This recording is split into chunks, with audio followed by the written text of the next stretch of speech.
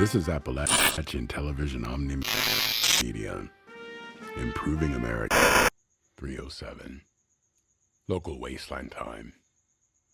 And if you're still listening, then you're still here. You're listening to Midnight in the Wasteland. I'm Nightwatch. This one came from a traveler who passed through the old Charleston corridor.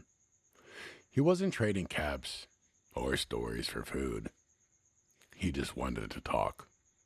Said the roads get louder at night if you keep your radio on long enough. That's when you start to hear the ghosts. He told me about a man who still transmits. Every night, same hour, same frequency.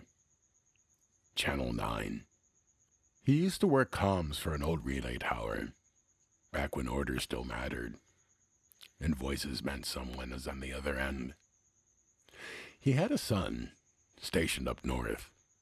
When the sirens came, they agreed, if the world ever ends, meet me on Channel 9. It ended, and he did. The traveler said the old man built his shack around the transmitter. 4 walls of wire and dust, shelves of spare tubes, maps curling at the corners. He's got a coat, a cot, a kettle, and a radio that never sleeps. Each night he tunes in, taps the mic twice, and says, "Son, are you out there?" Then waits. Sometimes he reads the weather. Sometimes he hums. Sometimes he just breathes. But he always signs off the same way. "Your dad's still here. Come on home." The traveler said he stayed for an hour. Didn't want to break the spell. The man poured him tea that tasted like rust and time. Kept one ear tilted towards the static, like it might turn human at any second. He asked how long he'd been calling. The man said, since the static got lonely. The traveler said he laughed at first. Then he stopped, because the words landed somewhere deep. Somewhere that still remembered waiting. He said the man keeps a little logbook. Every night's date, signal strength, weather conditions, and the phrase, "No response." Page after page, year after year. Said he's got a photograph too. Folded so many times it became soft at the edges. A kid in uniform, smiling like he knows something about forever.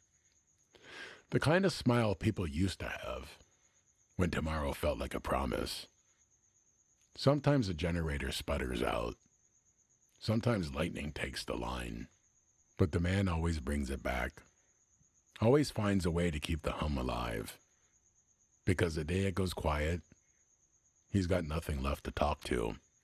The traveler said storms bend the frequency, carry the voice farther than it should go. Said he once heard it bouncing off the old mines, half a valley away. Faint, breaking, half words, and half wind. I've heard it too. Thought it was calling my name. For a second, I almost answered, but it felt wrong, like stepping into someone's prayer. So I just listened and let him have the air. There's a kind of faith in repetition, doing something long enough that it stops needing a reason. He isn't calling to be heard anymore. He's calling to keep remembering, to make sure the silence doesn't forget him. The wasteland runs that kind of faith. Little routines to keep the world stitched together.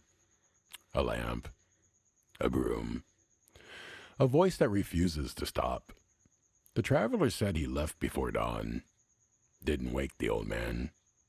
Didn't want to break the pattern. Said the tower light blinked against the clouds, like it was trying to send something bigger than Morse. Something closer to a prayer. When he got far enough down the road, he could still hear the transmission. thin as breath, carried by the wind, the words breaking apart, then finding each other again. Your dad's still here. Come on home. He doesn't know the line's dead. Maybe he does.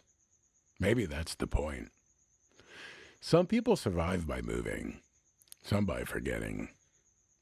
He survives by remembering, by talking to the dark until it talks back. Some nights in the wasteland feel emptier than it is. But if you ever hear Channel 9 humming under the static, don't answer. Just listen. That's a man keeping the silence company. You've been listening to Midnight in the Wasteland. I'm Nightwatch. Still here. Still listening. I'll be back tomorrow if the signal holds and the quiet stays kind. Until then, keep the frequency warm.